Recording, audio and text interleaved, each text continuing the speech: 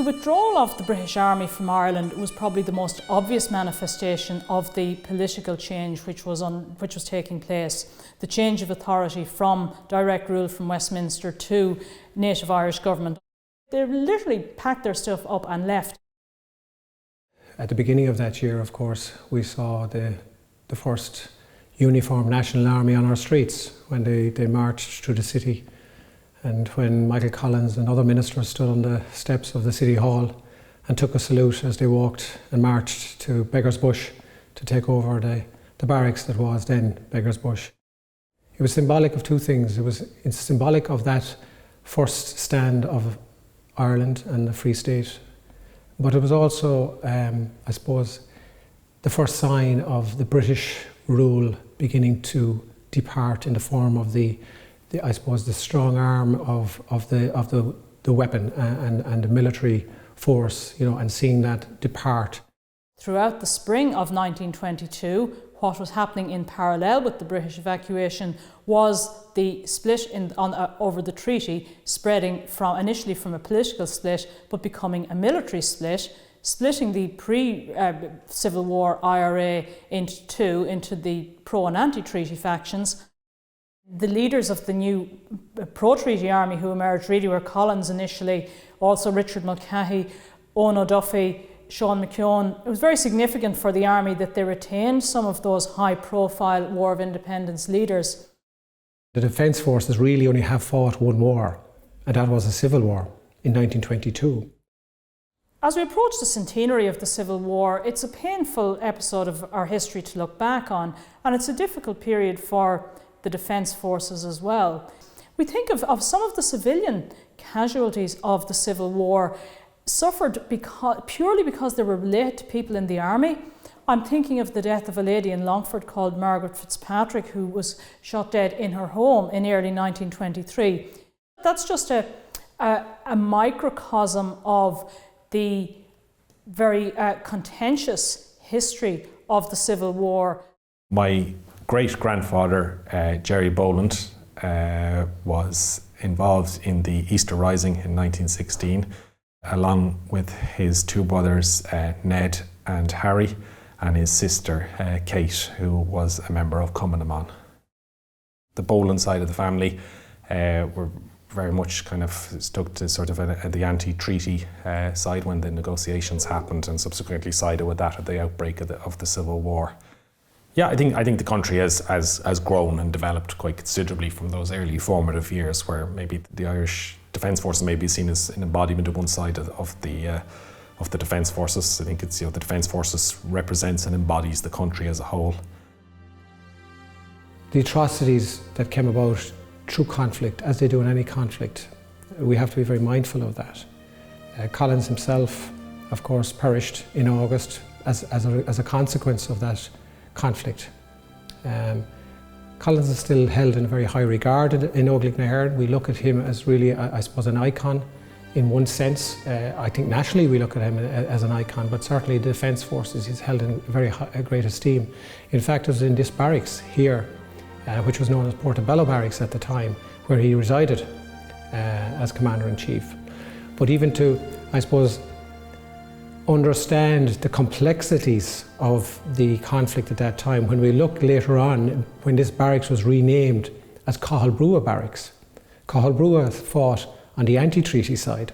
So you have Collins, who was associated with this barracks when it was called Portobello Barracks, and you have Cathal Brugha Barracks as it is named today.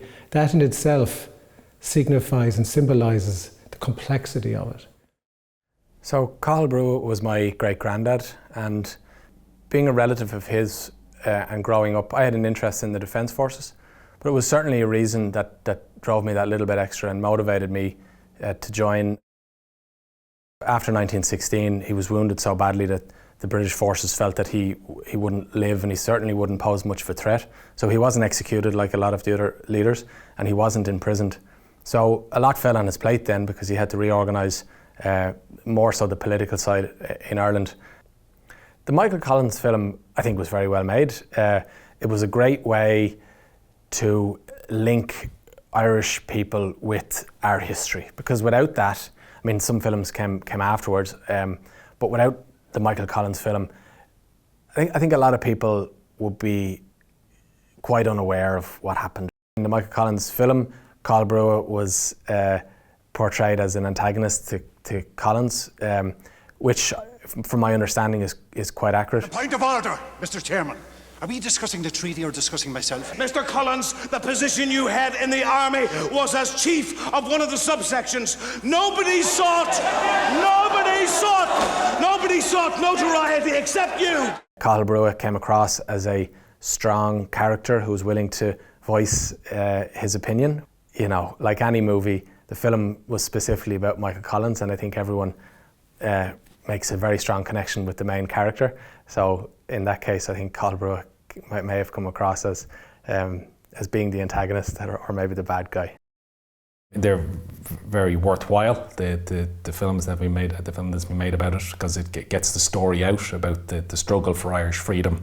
It shows kind of the brutality of the English forces on Ireland at that time.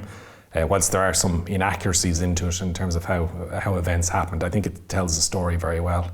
I get the impression within the Defence Forces there is something of a sense that Irish governments immediately after it were somewhat embarrassed by the whole episode and drew a line under it, to the extent that even remembering the sacrifice of members of the Defence Forces was not done to the level that people in the army might have felt was appropriate.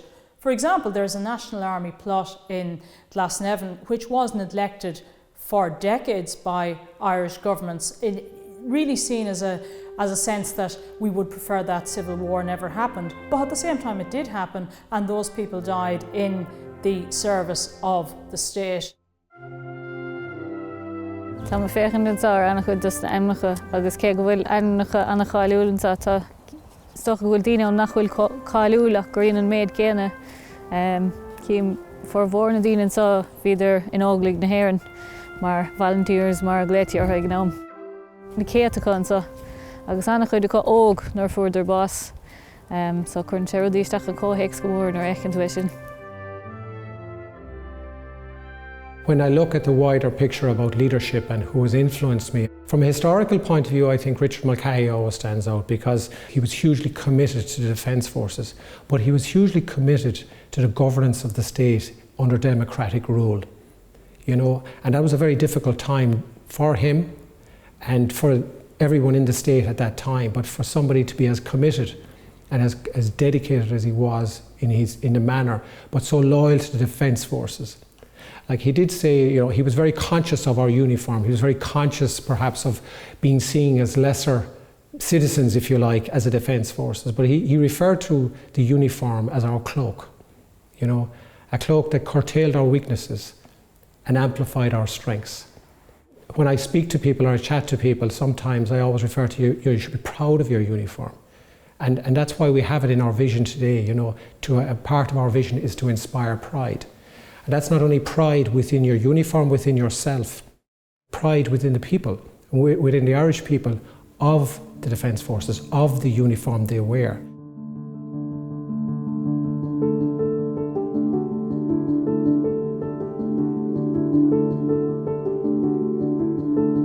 One significant occurrence in the army during the Civil War was the commissioning of the first woman to serve in the Defence Forces. Dr. Bridget Lyons was a graduate of medicine of University College Galway. The army faced an awkward situation in 1922 during the Civil War in that the state had imprisoned a significantly high number of women Republicans. Some of these went on hunger strike while they were in prison, and there was a need for a female doctor. So Lyons fit the bill in every way. She was commissioned as a lieutenant in the Army Medical Corps in November of 1922, and she served until she was demobilised in November of 1924. Tá just an sa capach na boblachtach féchantar na haimcha go léir atá scríte agus céim le héadí Cathal Brugha agus an son Countess Markovich agus Margaret Skinner agus chun na manaibh sin díana dís anna uimhrach ar fadta as bheith mar ban in óglaigh na hÉireann mar Bhíidir sun a tridir sun na cúise céad bliana ó hin, or nach raibh sé éascas dó go gur manáibh ag an am, so bhíidir sun ábalta brise tríd an falla sun agus a chuidíanamh ar sun na cúise. So bhí tá féachtar me agus cineidir an sun is dóilm gur anna greibh sí anna bhaile leis an gcuine, bhí anna seatar fad acé, so maná cuiach ar fad léchar de chuid na hÉireann iad féidig. In the meantime, legislation governing the army passed in 1923 barred entry to the defence forces to women, and apart from nursing, that did not change until 1979 when a new Defence Forces Act opened up full membership of the Defence Forces to women.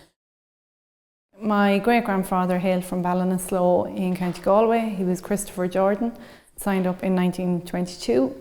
And since him, there has been 100 years continuous service in my family.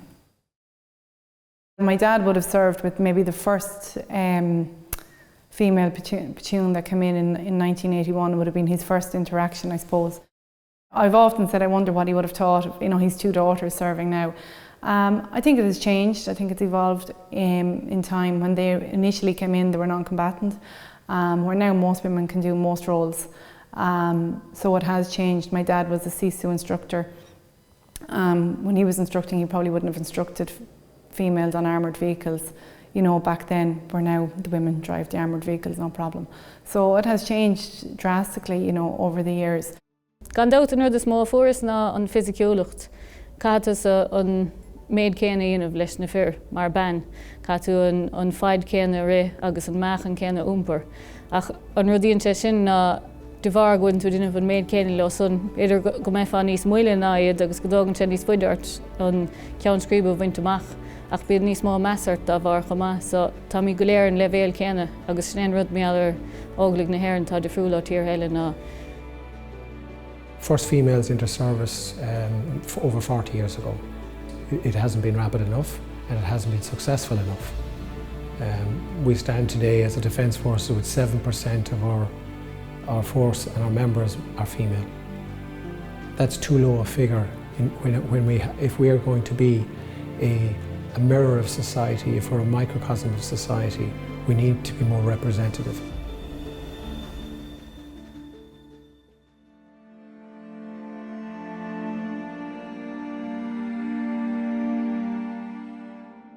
After the Civil War, the next big challenge for the Irish Army and Defence Forces was the emergency, as the Second World War period was known in Éire. The new Chief of Staff of the Army, Dan McKenna, had taken over in early 1940. McKenna was very well aware that the Army needed upgrading, needed modernising, needed new personnel. A lot of its personnel at that point still went back to the early 1920s. And they were ageing, so he recognised that in order to defend a neutral country, first of all, the army had to increase in size, that it had to improve its border defences and generally its strategic alliances. Now, he also recognised that the best way to do that, to defend a small neutral country, because, had the Germans invaded, the Irish army would never have been able to do very much, it was so small. The best way the Ireland could defend itself during the war was being very friendly with its nearest belligerent ally, the United Kingdom. The defence forces at the time of the emergency were quite small. We're really talking about the army, and it was increased in size quite significantly. A local defence force was added, and then at the end of the war the naval service was set up, because I think the Irish realised how isolated they were and how difficult it was to get goods and things into Ireland during the emergency. So we have a significant change to the defence forces with the setting up of the naval service in 1946. My name is Colonel George Curtin. I'm retired from the Defence Forces. I joined on the 6th of April 1972 and retired on the 29th of November 2010 on my 60th birthday. I had almost 39 years, fantastic years, in Óglaigh na hÉireann. Well, I was born in Clonmel and grew up in the 1950s, and at that time it was a reasonably small barracks, Kickham Barracks. The soldiery were part of the landscape, I suppose. You could see them going to work in the morning at 8 o'clock with the married soldiers would be living out with their families around the town, and they're very much part of the fabric of the town. The people of the War of Independence, 1960 War of Independence, Civil War, they saw through the army through the emergency in 1940. The people from 1940 saw through the Congo and all of the other missions. You know, they were the trailblazers, but they paved the way for what is today Óglaigh na hÉireann.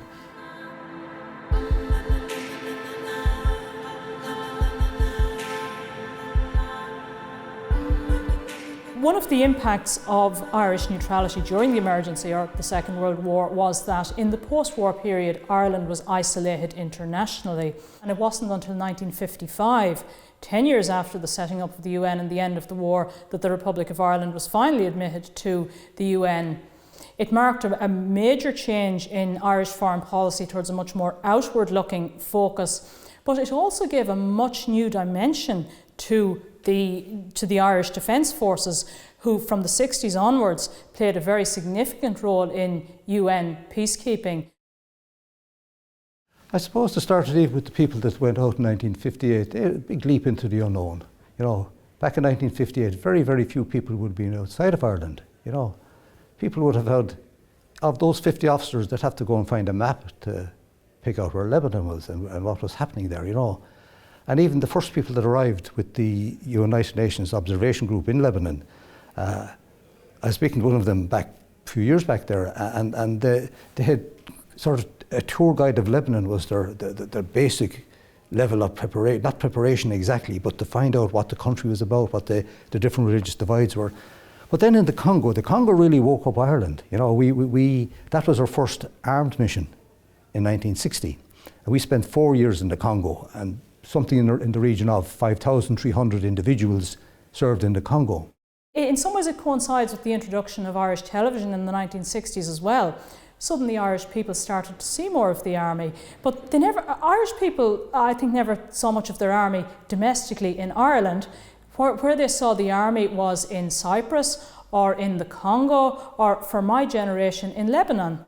The Congo was the army's, I suppose, baptism of fire in the modern period, in that service overseas with the United Nations had started with UNOGIL to Lebanon in 1958, but in 1960 the United Nations in New York asked Ireland to field 2 battalions at the same time to the Congo.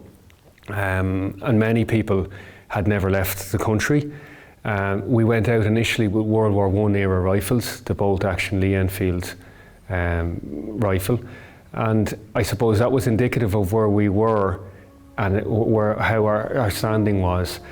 But very quickly, they proved themselves to be very, very capable peacekeepers. And if we think about peacekeeping and peace support operations, there's a spectrum of conflict going from, you know, war fighting at one end to post-conflict sort of gendarmerie operations at the other end. The Irish troops had expected something at the lower end, but in fact ended up halfway up that scale, if you like. So I'm thinking of major engagements like, for example, the siege at Jadotville, the Battle of the Tunnel, Operation Mortar in Elizabethville, and so on.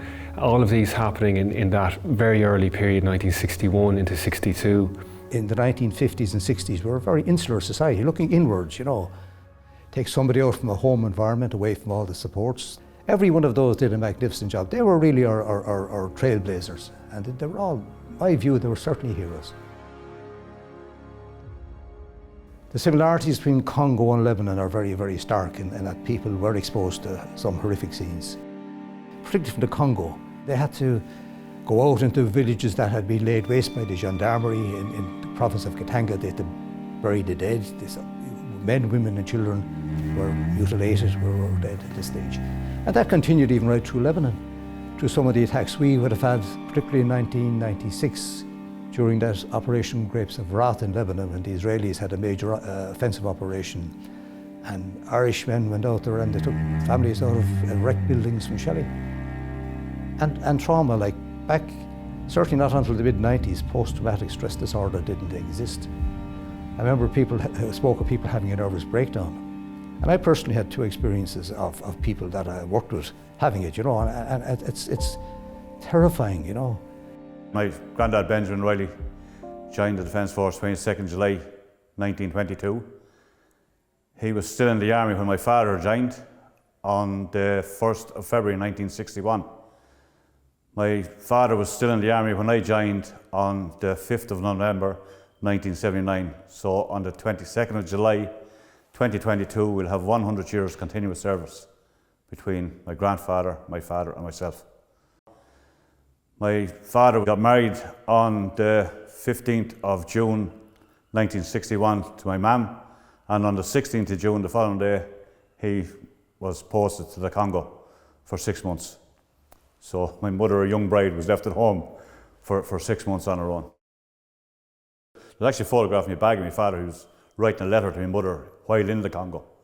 And it just showed like that could have taken 2-3 weeks to get home. So you couldn't really write a letter and wait for a reply, because you'd only probably sent 2 or 3 letters then in the 6 months. My dad served 5 tours of duty in UNIFIL. I remember as a child we were waiting coming home from school and see was the airmail letter there, did I get a letter or whatever. My mum wrote to my father every single day, and so did he for every tour of duty, and he still has every letter.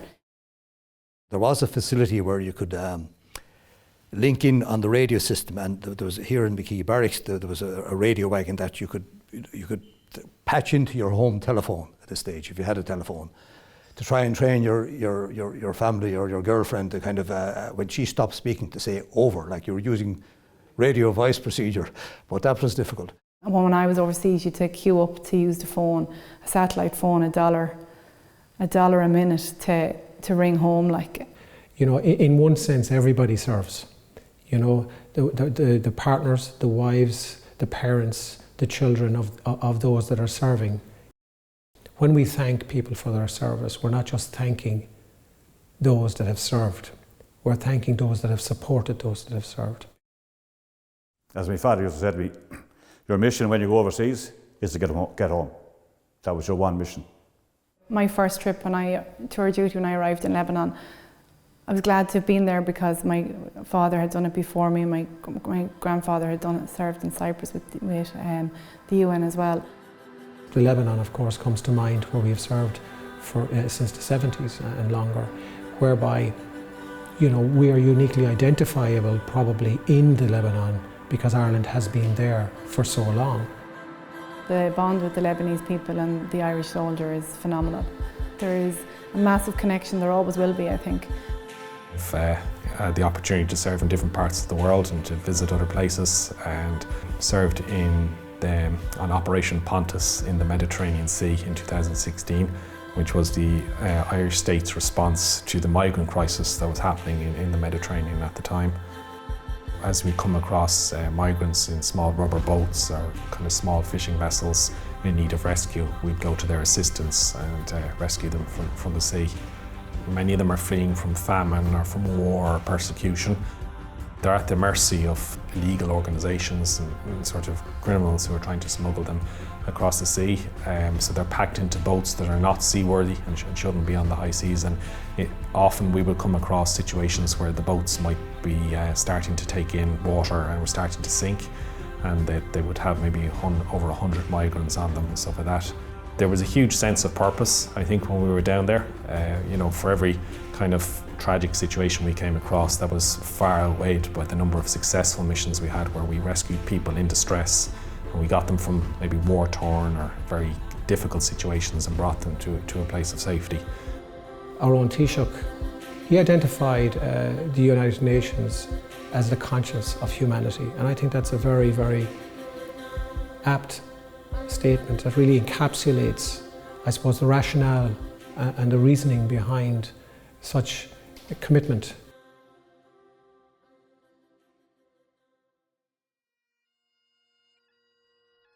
It is 63 years since Ireland first contributed peacekeepers to the United Nations. Since that time, a total of 85 Irish soldiers and 1 member of Garda Síochána have lost their lives in the service of peace. 47 of those in Lebanon, while serving with UNIFIL and UNSO.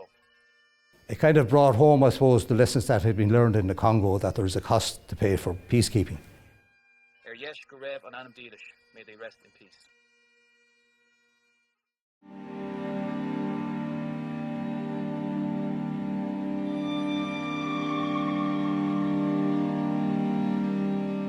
Another Another serious challenge faced the Irish Defence Forces in 1969 with the outbreak of the Troubles in Northern Ireland. Initially, the Irish government was very unsure how to respond to that, and that's reflected in the use of the army as well.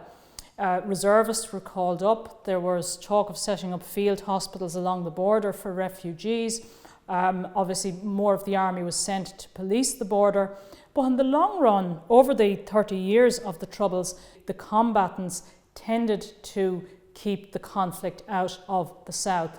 From the Provisional IRA's point of view, they were determined not to engage the Irish state. Obviously, there were some engagements during the Irish state. There were high-profile events such as the killing of the British ambassador and Lord Mountbatten. But other than that, the Provisionals were wary of getting the backs up of the Irish government.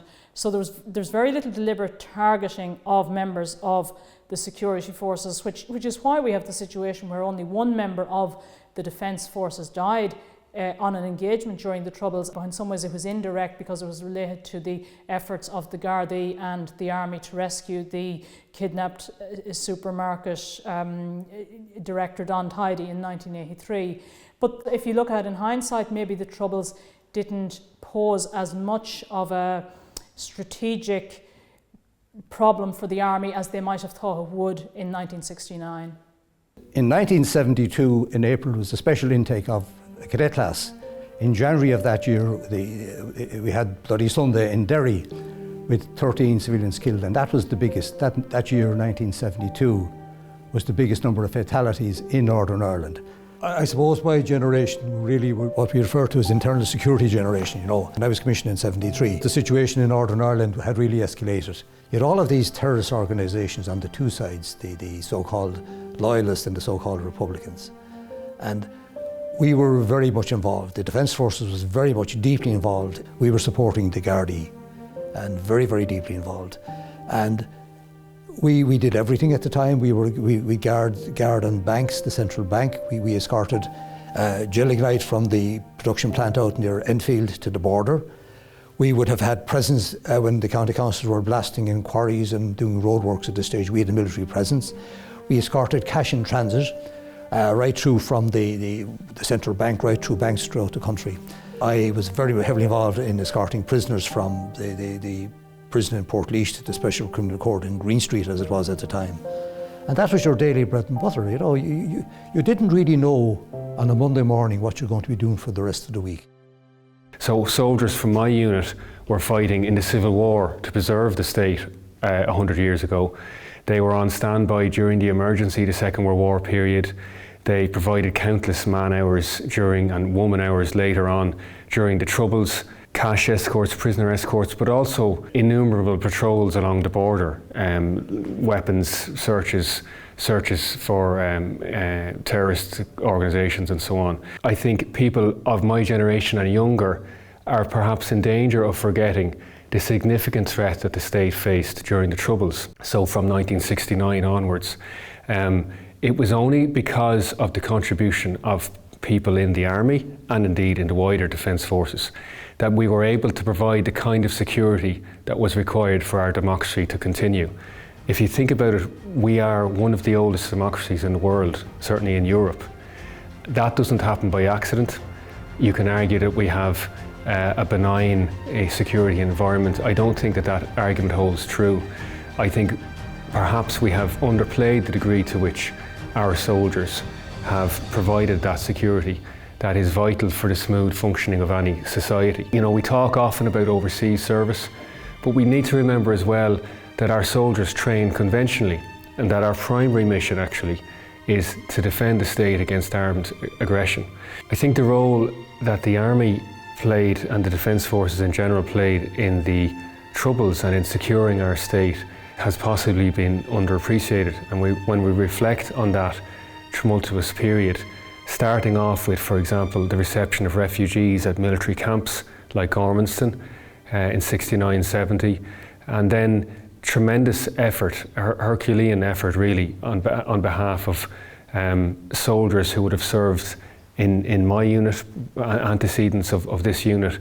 The border units in particular that were stood up during that time, the 27th the 28th to 29th Battalion, and soldiers indeed from across the army who were sent to assist on the border. Thousands and thousands and thousands of hours of mobile support groups patrolling that border, securing it from the lowest level in terms of, you know, diesel and fuel smuggling, which were enablers indeed for terrorist activity, right up to specialist explosive ordnance disposal teams, as in bomb disposal teams, who often had to operate in very, very difficult and arduous conditions to defuse improvised explosive devices, bombs and so on. Obviously they didn't get them all, and we've had our fair share of tragedy, but I dare say that without the presence of the Defence Forces, our country would have been much the worse for it.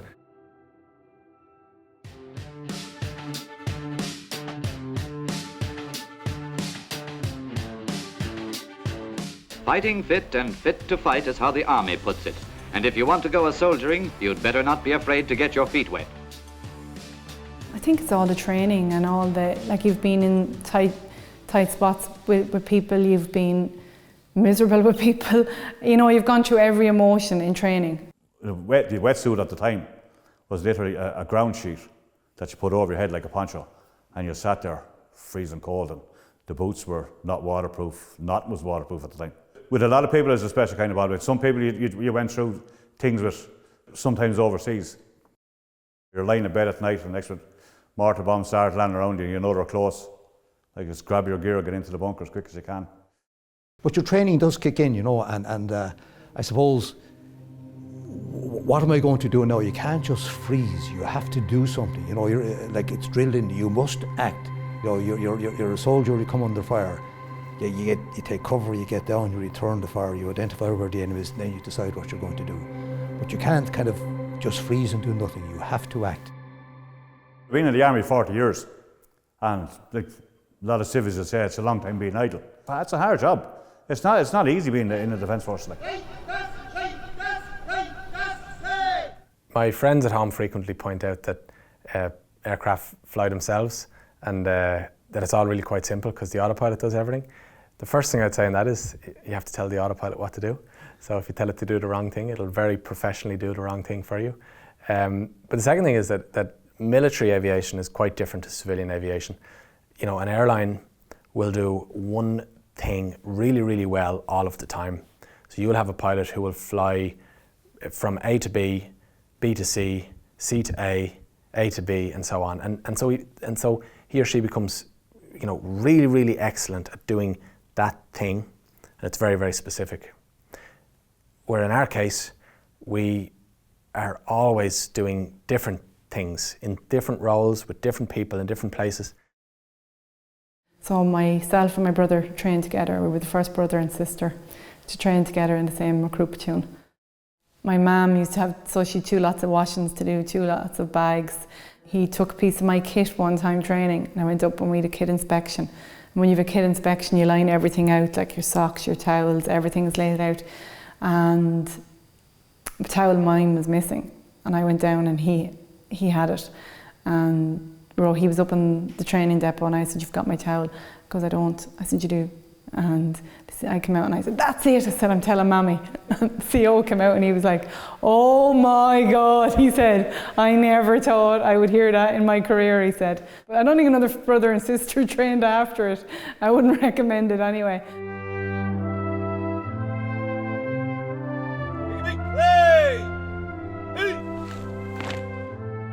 I think those people you meet from the very first day that you walk into a barracks to commence your service stay with you for life.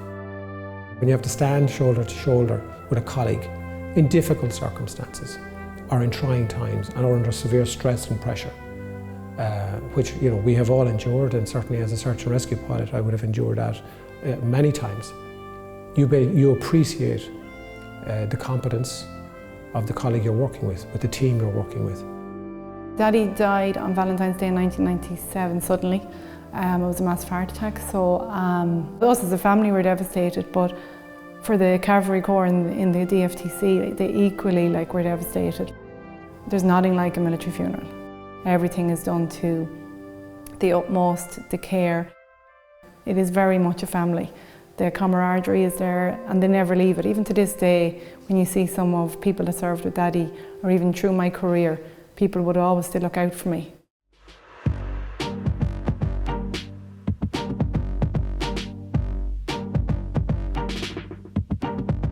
You can be more. More than you ever dreamed. The Defence Forces today are very different perhaps than they were when they initially started, through a great turmoil and a period of, uncertainty. But from those ashes came a very proud, committed and dedicated institution. I mean, the Defence Forces role is very much today about democracy. It's about upholding the freedoms that we enjoy. It's about national security and national defence. The difference between a Defence Forces, I suppose, career and anything else is every day is different. You don't know what you're going to get with the Defence Forces. It's not like going into an office job or whatever, because something can change. It is the university for life. It's lifelong, career-long learning. The day you say, I didn't learn something, you're asleep. You can be put under pressure. Like some of the hardest times in my career have been when I've been under severe pressure, mainly on a career course. Like you're feeling sorry for yourself, you're miserable, you're sitting in a ditch. There's nothing appealing about being wet, miserable, cold and someone roaring at you. But it's under pressure and it tests you as a person. For us to carry out our role effectively, we all have to work together as a team.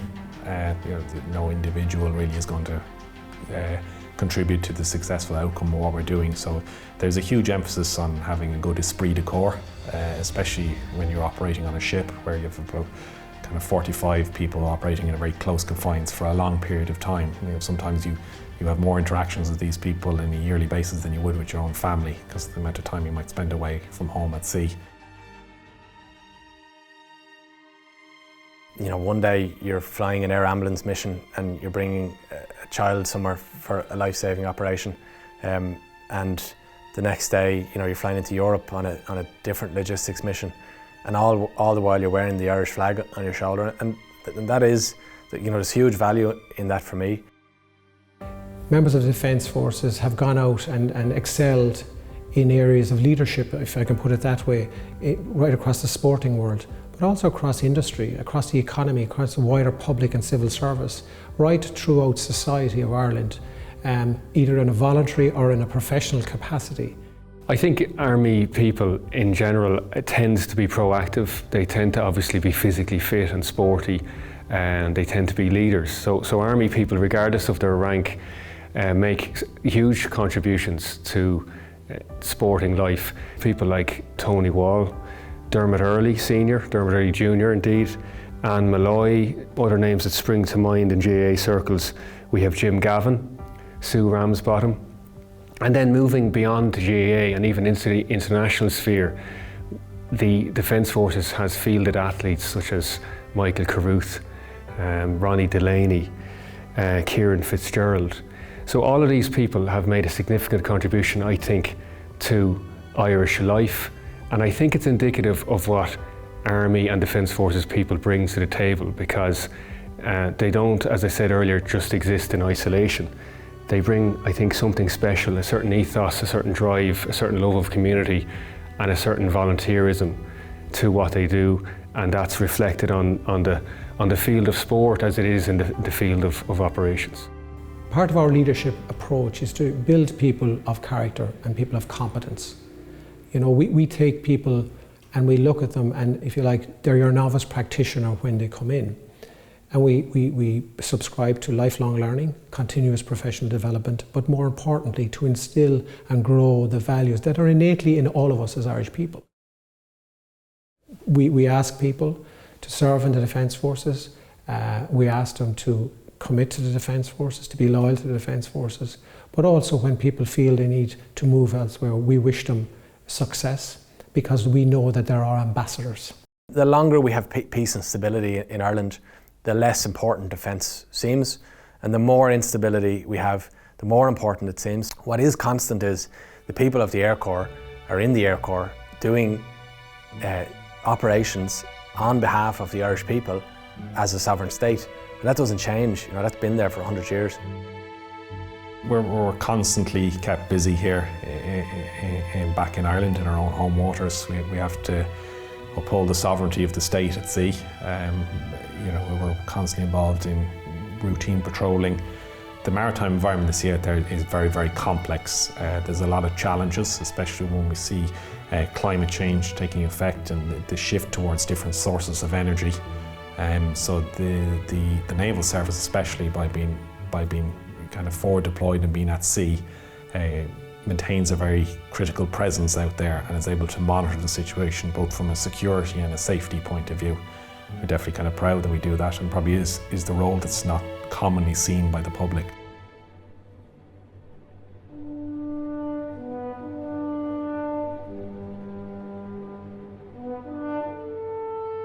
We are now at I suppose, what I would consider a seminal point in terms of the future of the Defence Forces.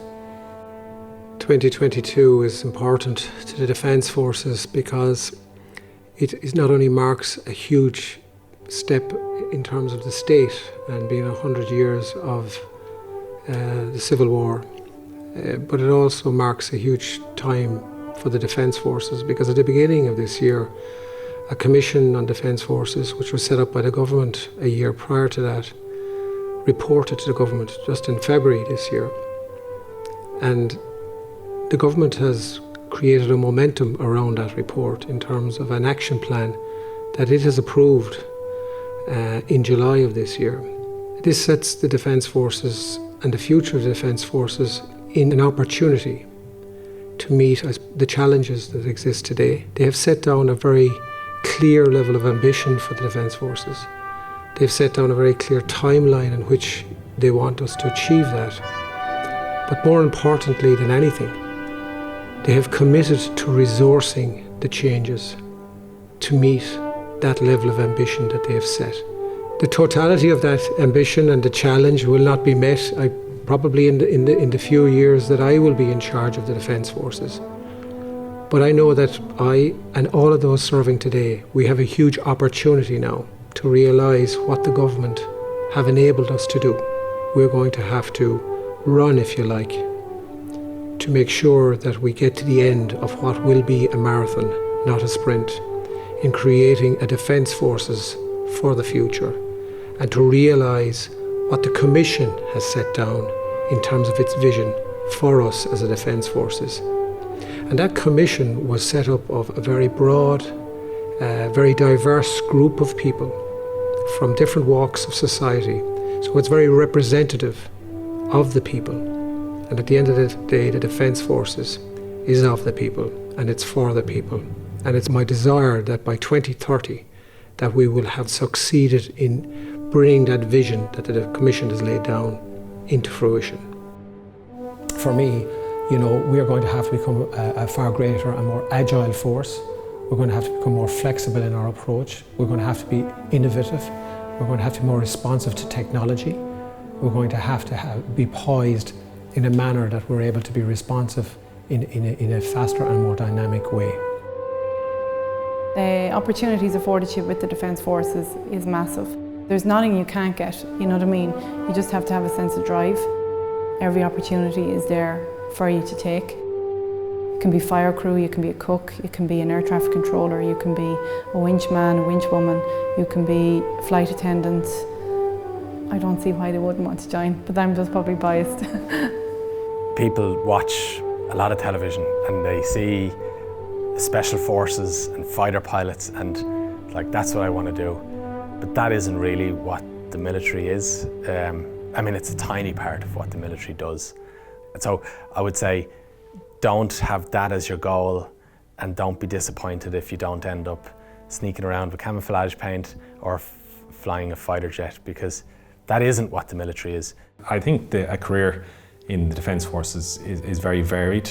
I've found it always gives you a great sense of purpose, and that you feel like you belong to the greater good and you're contributing to Ireland and to the state.